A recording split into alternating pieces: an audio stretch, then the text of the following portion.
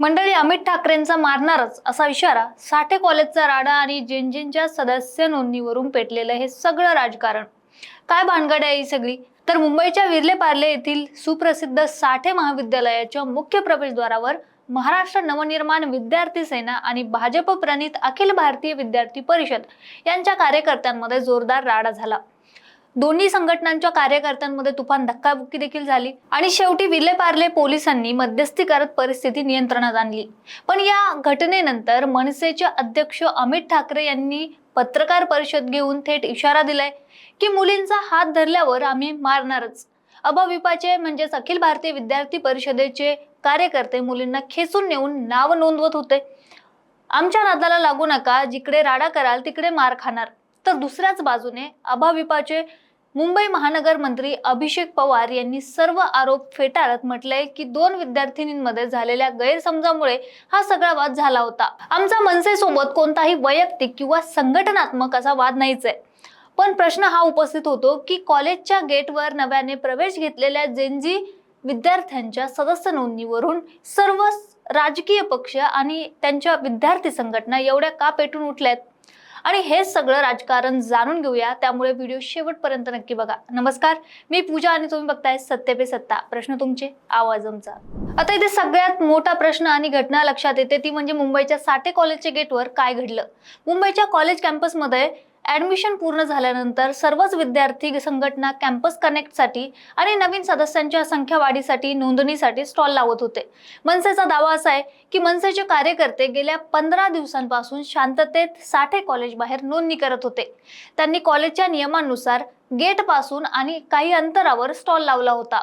पण अभाविपाने मनसेच्या स्टॉलच्या अगदी समोर आणि शेजारी जागा व्यापली आणि येणाऱ्या जाणाऱ्या विद्यार्थ्यांना बळजबरीने खेचायला सुरुवात केली. जागेचा वाद आणि विद्यार्थ्यांना आपल्याकडे खेचण्याचा चढाओढीतून दोन्ही संघटनांमध्ये कार्यकर्त्यांमध्ये शाब्दिक चकमक झाली आणि पुढे थेट मारामारीपर्यंत हा वाद पोहोचला. अमित ठाकरेंनी अभाविपवर कडक शब्दात ताशेरे देखील ओढले. भाजपची सत्ता असताना अभाविपाने म्हणजेच अखिल भारतीय विद्यार्थी परिषदेने विद्यार्थ्यांचे कॅन्टीन, स्वच्छतागृह आणि असे प्रश्न सोडवायला हवेत. ते न करता ते बळजबरीने नोंदणी करत आहेत. तुम्ही मुलींचा हात धरून घेऊन जाणार असाल तर मनसे शांत बसणार नाही, याचा थेट इशारा त्यांनी दिला. आज कॉलेजच्या कॅम्पसमध्ये पाऊल ठेवणारा विद्यार्थी हा जेनझी म्हणजेच 1997 ते 2012च्या दरम्यान जन्मलेला तरुण आहे. या पिढीला आपल्या संघटनेशी जोडण्यासाठी प्रत्येक राजकीय पक्ष एवढा जीव तोडून का प्रयत्न करतोय? यामागे 3 मोठी कारणं आहेत. एक म्हणजे एक वोट बँकेचा फर्स्ट टाइम वोटर. आता महाराष्ट्रातून आगामी काळात अनेक महत्त्वाच्या निवडणुका पार पडणार आहेत. जेनझी हा मतदार वर्ग म्हणजे फर्स्ट टाइम वोटर्स. या वयोगटातील तरुणांचे राजकीय विचार अजून पूर्णपणे पक्के झालेले नसतात. 18 ते 22 या वयोगटात ज्या संघटनेचा प्रभाव त्यांच्यावर पडतो तो तरुण पुढील अनेक वर्षे त्याच विचारसरणीशी जोडला जातो. त्यामुळे प्रत्येक पक्षाला हा नवा मतदार स्वतःकडे खेचायचा आहे. 2 म्हणजे पारंपरिक राजकारण विरुद्ध डिजिटल इंस्टाग्राम जनरेशन. आता जेनझी ही पिढी सोशल मीडिया, रील्स आणि डिजिटल ट्रेंड्सवर जास्त सक्रिय असते. ज्या विद्यार्थी संघटनेकडे जास्त सदस्य त्या संघटनेचे सोशल मीडिया इन्फ्लुएन्स वाढतो. कॅम्पसमधील एखादा मुद्दा इंस्टाग्रामवर ट्रेंड झाला की तो थेट मुख्य प्रवाहातील बातम्यांचा विषय बनतो.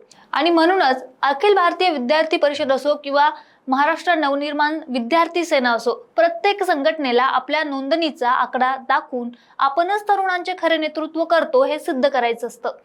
3 म्हणजे मुंबई ठाण्यातील तरुण मतदार कुणाचा. शिवसेना फुटीनंतर ठाकरे गट विरुद्ध शिंदे गट, मुंबईतील मराठी तरुण मतदार कोणाकडे झुकणार यावरून मोठी चढाओढ सुरू झाली होती. मनसेसाठी मुंबईतील तरुण हा त्यांचा मूळ पाया आहे.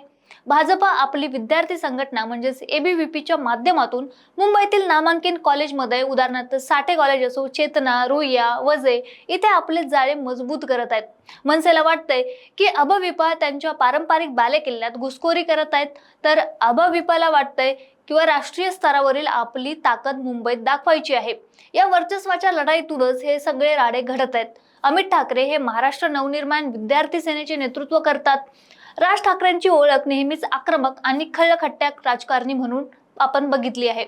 अमित ठाकरे त्यांच्यावर सहसा संयमी किंवा शांत नेता असा ठपका ठेवला जायचा, पण साठे कॉलेजच्या घटनेनंतर मुलींवर हात टाकला तर मारणारच असं विधान करून त्यांनी पक्षाच्या कार्यकर्त्यांना स्पष्ट संदेश दिला आहे की मनसे आक्रमक राजकारण सोडणार नाहीये.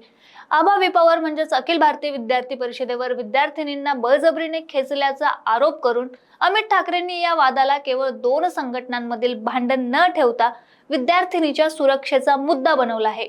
त्यामुळे पालकांमध्ये आणि सामान्य विद्यार्थ्यांमध्ये सहानुभूती मिळण्याचा प्रयत्न मनसेने चांगलाच केलाय. केंद्र आणि राज्यात भाजपची सत्ता असताना त्यांच्या विद्यार्थी संघटना कॉलेजच्या गेटवर स्टॉल लावून राडा का करावा लागतोय असा सवाल उपस्थित करत अमित ठाकरेंनी थेट भाजपच्या धोरणांवरच निशाणा साधलाय. तर मंडळी, विद्यार्थी राजकारण हे नेहमीच मुख्य राजकारणाची नर्सरी किंवा तालीम मानली जातं. आज साठे कॉलेजच्या गेटवर घडलेला हा जो पण काही सगळा प्रकार आहे तो 2 स्टॉल किंवा फॉर्म भरण्यापुरता मर्यादित नाहीये. आगामी स्थानिक संस्थांच्या निवडणुकांपूर्वी मुंबईच्या तरुण आणि जेनझी मतदारांवर कुणाचा झेंडा असणार आहे याचा हा शक्ती प्रदर्शन करणारा ट्रेलर आहे. आणि नुकतंच काही दिवसांपूर्वी मनसेचे अध्यक्ष राज ठाकरे यांनी सुद्धा त्यांच्या अधिकाऱ्यांना सांगितलं होतं की जेनझींना टार्गेट करा. तुम्हाला या सगळ्या राड्यावर काय वाटतं कमेंट करून नक्की सांगा आणि अशाच विश्लेषणासाठी बघत राहा सत्य पे सत्ता. प्रश्न तुमचे, आवाज आमचा. लग्न ठरलंय ना तुझं? आणि हे काय? अगं, मला पीसीओडीचा त्रास आहे. कधीतरी हे सासरी कळेलच ना. मग त्याच्यामुळे मुलं होण्यात अडचण येते ना. हे एकतर पीसीओडी इतका गंभीर आजार नाहीच आहे आणि त्यावर सोपा उपाय आहे. आपल्या ईशाला लग्नाआधी असाच त्रास होता. तिने डॉक्टर चाटेज होमिओपॅथी क्लिनिक मध्ये उपचार घेतले आणि तिला आता 2 मुलं आहेत. Doctor Chatej homeopathy clinic, side effect नसलेला होमिओपॅथीचा नैसर्गिक उपचार. 9545727107.